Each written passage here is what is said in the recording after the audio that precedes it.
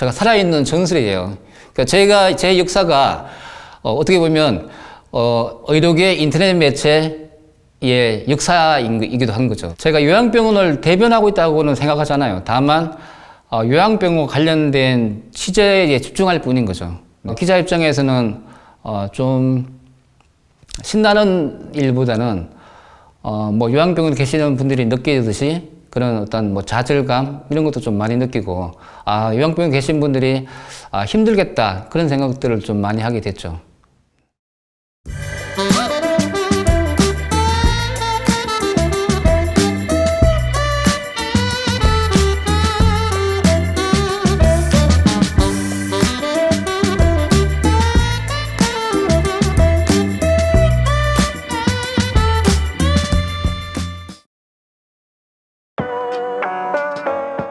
네, 안녕하세요. 저는 의료인 복지뉴스에서 일하고 있는 안창욱 기자이자 국장입니다.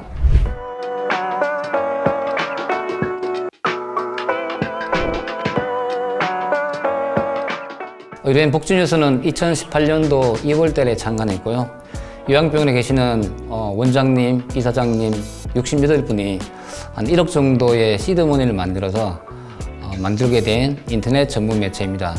그 당시는 뭐 지금도 마찬가지긴 한데 요양병원에 대한 부정적 이미지가 굉장히 강했고요. 그리고 또 정부 정책도 요양병원의 불리한 방향으로 많이 나올 때였습니다. 지금도 뭐 물론 마찬가지죠. 근데 그래서 우리도 이제 요양병원의 힘을 키우려면 언론이 필요하겠다고 생각하셔서 그래서 모금을 통해서 시드머니를 만들었고 그래서 이제 창간을 하게 되었습니다.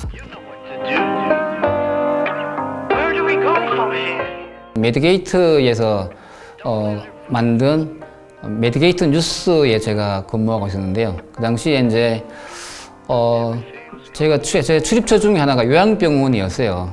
근데 뭐 지금도 마찬가지긴 한데 요양병원에 대해서 왜 이렇게 요양병원에 대한 탄압 저는 그렇게도 느꼈는데 왜 이렇게 정책들이 좀 요양병원의 길을 살리기 위한 뭐 그런 어떤 정책들이 아니라 어떻게 하면 이제 요양병원을 예를 들면 규제할까 안 그러면 의료의 질 높이기 위해서 수가를 뭐 좋게 주는 것도 아니고 수가를 억제하거나 이런 쪽으로 이제 가는 걸 보면서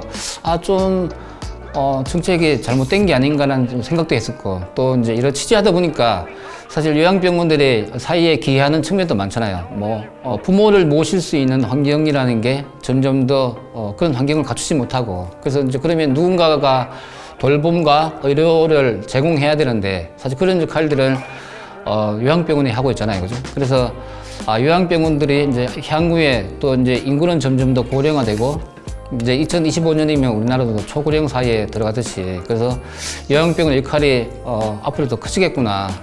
그래서 좀 관심이 많았는데 요양병원 협회에서 우리가 이렇게 신문을 만드는데 좀 기반을 좀 다져줬으면 좋겠다고 하는 제안이 왔어요. 그리고 또 저는 이제 의료계 쪽 매체 특히 또 인터넷 매체 제가 1호 기자입니다. 1호 기자. 제가 살아있는 전설이에요. 그러니까 제 역사가 어떻게 보면 의료계 인터넷 매체의 역사이기도 한 거죠. 왜냐하면 제가 데일리메디가 그 당시에 창간할 때부터 가 있었으니까 그 살아있는 전설이 의료인 복지뉴스에 가서 뭔가 이제 토대를 다지면 잘 정착할 수 있겠다는 또 그런 생각도 있고 해서 그런 제안이 오자 바로 수락했어요. 오케이 가겠다 그렇게 해서 했던 거죠.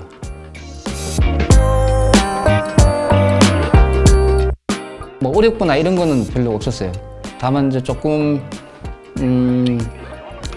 아직 좀 신나는 거는 좀 적죠. 왜냐면 그 요양병원에 대한 이미지라든가 그리고 또한 이런 이제 정책적인 현안들이 암울하잖아요. 뭔가 이제 웃을 수 있는 그런 것보다는 또 까는구나. 매일매일 터지는 어떤 사건들, 최근에 있었던 기저귀 사건 같은 게 연일 나오고 또 좀 잠잠해질 것 같으면 또 화재가 터지고 요양병원 화재가 터져서 몇 명이 죽었고 또 사람들이 기자들도 마찬가지예요. 기자들도 요양병원과 요양시설을 구별 못하는 기자들이 태반이에요. 그래서 몇 년 전에 요양병원협회랑 공동으로 책을 만들었어요. 요양병원, 요양원의 기사인데 요양병원으로 표시하거나 뭐 그런 거를 1년에 몇 건이나 있는지를 다 검색을 해서 그걸 책으로 만들었어요. 그래서 이제 기자들한테 보내주기도 하고. 그래서 사실은 이제 뭐 요양병원에 대한 오해라든가 이런 게, 오해라든가 불신 이런 게 너무 크다 보니까 기자 입장에서는 좀 신나는 일보다는 뭐 요양병원에 계시는 분들이 느끼듯이 그런 어떤 뭐 좌절감 이런 것도 좀 많이 느끼고, 요양병원에 계신 분들이 힘들겠다 그런 생각들을 좀 많이 하게 됐죠.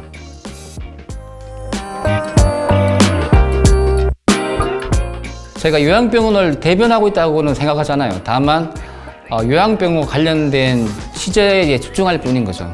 네. 그래서 뭐 사실은 제가 굳이 뭐 요양병원을 대변해야 될 이유도 없고, 다만 이제 어떤 뭐 정책이라든가 뭔가 이제 요양병원에 영향을 미칠 수 있는 게 나왔을 때 그거를 이제 집중적으로 취재해서 그게 뭐 요양병원이든 안 그러면 그게 요양병원에 입원하고 있는 환자들의 일상에 어떤 영향을 줄까, 그리고 그게 우리나라가 가야 될 그리고 노인 의료가 가야 될 방향이라는 관점에서 봤을 때 그게 뭐 긍정적일까 안 그러면 부정적일까, 그게 요양병원에 피해를 줄 것인가 안 그러면 이제 경영에 도움이 될 것인가, 뭐 이런 것들을 생각해서 기사를 이제 작성하게 된다고 보면 될 것 같습니다. 이제 요양병원에 계신 분들 입장에서는 어떤 정책의 변화에 되게 민감할 수밖에 없고, 그게 결국은 뭐 병원 경영에 직접적으로 이제 연결이 되니까. 그래서 이제 정책과 관련되는 이슈가 있을 때 그걸 많이 취재해서 또 심층적으로 취재해서 그게 요양병원에 어떤 영향을 미칠 것인가에 대해서 많이 집중적으로 보도를 하는데요. 그래서 이제 그런 어떤 정부 정책이 요양병원에 어떤 영향을 미칠까, 그리고 그게 긍정적이지 않다면 긍정적이지 않은 면에 대해서 비판을 가하고 뭐 이럴 때가 좀 기분이 좋죠. 그러면 요양병원 어떤 발전을 위해서 내가 뭔가 기여를 하고 있구나라는 어떤 그런 생각이 들 때 뭐 내가 좀 사는 보람이 뭘 느낄 때가 많죠. 네. 저희 아이템 맞아요. 다른 사람들이 네. 뭘 궁금해할까 했는데 이 신문을 도대체 누가 쓰는 거냐, 네. 그런 거를 궁금해하는 사람들이 있어요. 네, 네, 고맙습니다. 내년에는 네이버와 다음에서 저희 기사를 볼 수 있도록, 그래서 이제 기사 검색 제휴를 하기 위해서 준비를 하고 있습니다. 그래서 내년 이맘때에는 네이버에서 요양병원 관련된 우리 글들이 많이 노출되고, 그게 더 많은 사람들의 어떤 생활 그리고 정부 정책에 영향을 미칠 수 있도록 그래서 저희 언론의 힘을 키우는 게 1차적인 목표입니다. 그래서 이제 그렇게 되면 요양병원에서 일어나는 아주 유쾌한 뭐 미담이라든가 또 슬픈 일들, 또 뭐 어떤 정부 정책에 잘못되는 것, 좋은 것들이 많이 노출이 되면 그러면 조금 작긴 하겠지만 조금 이제 변화가 나타나겠죠. 그러면 우리 언론도 더 영향력이 막강해질 것이고, 또 우리 매체를 매일 보시는 독자분들도 뭔가 우리 매체를 통해서 미래에 대해서 이제 기대를 할 수 있는 점점 더 그렇게 되기를 소원하고 있습니다. 사실 뭐 의료인 복지 뉴스가 뭐 대단히 큰 매체라고는 생각하지 않고요. 작은 매체긴 한데 그럼에도 불구하고 매일 방문해 주시는 독자분들이 있기 때문에 사실 힘이 나는 거거든요. 기사를 쓰는데 클릭수가 뭐 50건, 100건 이렇게 나오면 일할 맛이 이제 안 나지 않겠어요? 근데 기사를 잘 쓰든 또 뭐 좋은 내용이든 나쁜 내용이든 간에 매일 이렇게 방문해 주시고 또 힘이 되는 또 댓글을 달아주시는 분도 있고, 물론 이제 비판하시는 분도 있지만, 그런 분들이기 때문에 의료인 복지뉴스가 이제 한 걸음 한 걸음 전진을 할 수 있었던 것 같아요. 그래서 늘 독자 위에는 아무도 없다. 그래서 항상 독자분을 왕으로 저는 이제 생각하고 있는데요. 그래서 앞으로도 우리 의료인 복지뉴스가 노인 의료에 기여할 수 있도록 많이 구독해 주시고, 그리고 채찍질도 많이 해주시고, 그리고 좋은 소식이든 나쁜 소식이든 제보를 해주시면, 그러면 저희 의료인 매체 의료인 복지뉴스가 점점 더 생명력이 있고 좋은 기사를 많이 쓸 수 있을 것 같습니다. 그래서 일상생활에서 일어나는 아름다운 사연이든 나쁜 소식이든 많이 제보해 주시고 출타해 주시면 감사하겠습니다. 고맙습니다.